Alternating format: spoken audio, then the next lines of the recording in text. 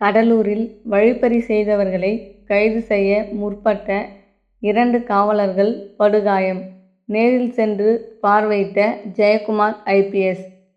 கடலூர் மாவட்டம் இன்று 2/4/2025 அதிகாலையில் விழுப்புரம் நாகப்பட்டினம் தேசிய நெடுஞ்சாலையில் 3 லாரி டிரைவர்களை கத்தியால் வெட்டி வழிப்பறி செய்த வழக்கின் முக்கிய குற்றவாளியான புதுச்சேரியை சேர்ந்த விஜய் என்கிற மொட்டை விஜய் என்பவரை கைது செய்ய முற்பட்டபோது 2 காவலர்களை கத்தியால் வெட்டினார்.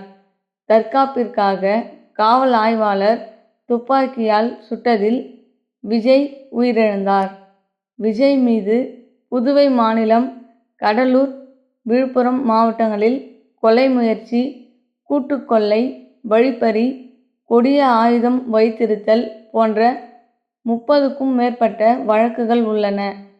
காயம் அடைந்து கடலூர் அரசு மருத்துவமனையில் சிகிச்சையில் இருந்து வரும் தலைமை காவலர்கள் கோபி, கணபதி ஆகியோர்களை கடலூர் மாவட்ட காவல் கண்காணிப்பாளர் எஸ். ஜெயக்குமார் ஐபிஎஸ் அவர்கள் நேரில் சென்று பார்வையிட்டு ஆறுதல் கூறினார்.